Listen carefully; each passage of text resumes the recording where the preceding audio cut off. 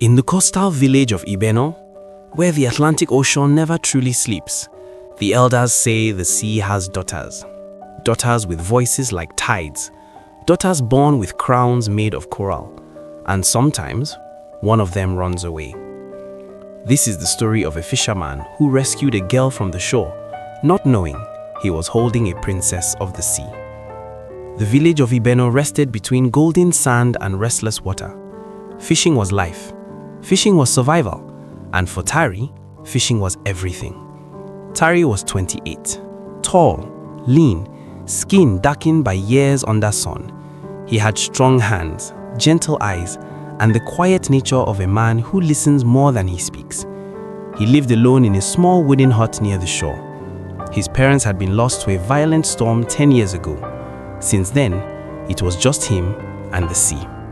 He respected it, feared it, spoke to it sometimes, but never expected it to answer. Far beneath the surface of that same ocean, beyond coral forests and glowing blue caverns, was the kingdom of Mili, a kingdom ruled by Queen Nuneoma, sovereign of the eastern currents. Her daughter, Princess Zari, was the most beautiful being in the underwater world. Skin like moonlit bronze, eyes shimmering silver blue, long hair flowing like silk in water. But her beauty was not her burden. Her burden was duty. She had been promised since birth to Prince Akaru, a ruthless sea warlord from the western depths. Their marriage would unite territories, strengthen power, prevent war. But Zari did not love him, and Prince Akaru did not love anyone.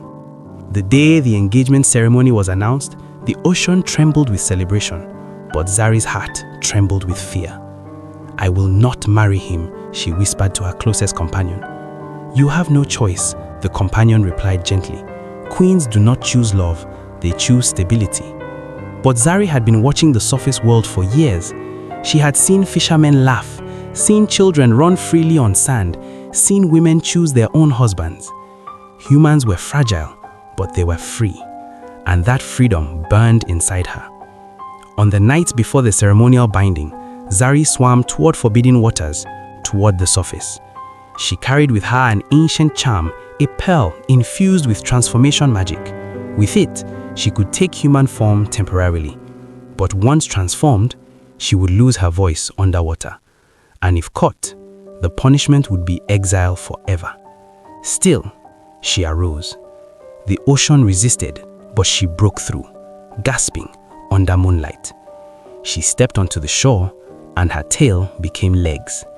The next morning, Tari found her, curled near driftwood, wearing torn cloth she had gathered, hair tangled, eyes wide and frightened. "Who are you?" Tari asked gently. She hesitated, then whispered, "My name is Zara." "Not Zari?" "Zara. I have no home." That part was true. Tari brought her to his hut, fed her smoked fish, gave her clean clothes that once belonged to his late mother. She moved strangely at first. Walking was new. Breathing air felt heavy, but she learned quickly. Days passed. Zari watched Tari. He was kind, not wealthy, not powerful, but kind. And kindness was something rare in royal courts. They fished together. She learned to mend nets. He taught her village songs. She laughed freely for the first time in her life. And one evening, as the sun melted into the ocean, Tari said softly, "You don't look like someone meant to suffer." Her heart tightened. In the quiet space between them, love began. But beneath the waves, Queen Neoma had discovered the escape. Royal guards were sent, 3 armored sea warriors with tridents forged from volcanic stone. They could walk briefly on land when summoned by moonlight, and they were closing in. The fish began disappearing from Tari's nets. The tide grew restless. Zara felt it instantly. "They are searching," she whispered. "For who?"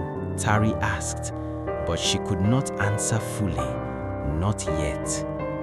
One night, under a full moon, the ocean glowed violently.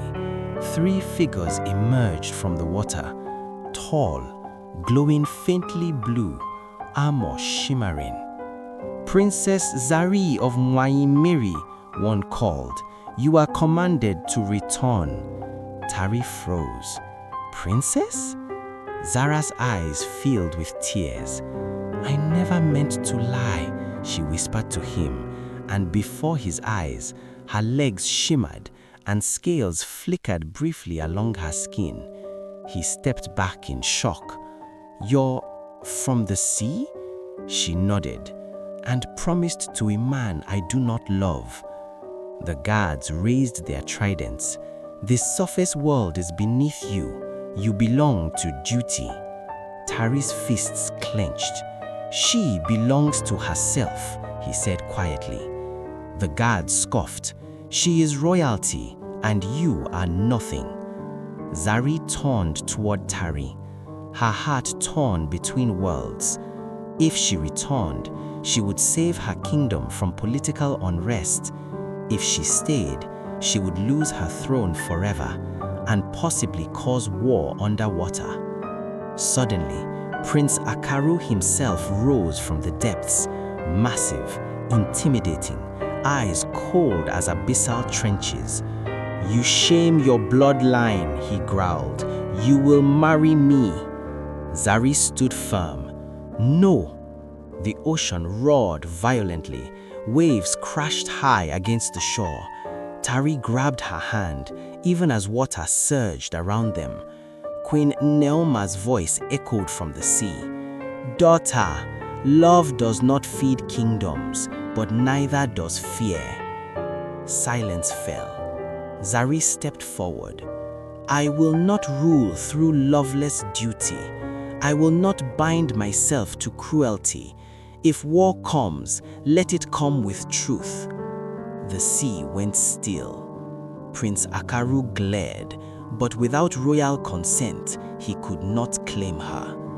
The queen sighed deeply. "You choose exile. I choose freedom." Zari's royal glow faded. Her crown of coral dissolved into sand. The sea withdrew. The guards disappeared. Prince Akaru vanished into darkness. She was no longer princess, no longer heir, just Zara, a girl on shore with a fisherman who loved her. Seasons passed. The sea calmed. No war came. Perhaps even underwater kingdoms learned something that night.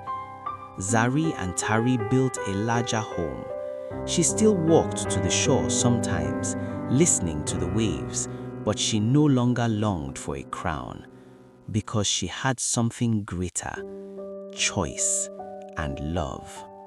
Power without love is a prison. Duty without freedom is chains. But when you choose your heart, even kingdoms must adjust.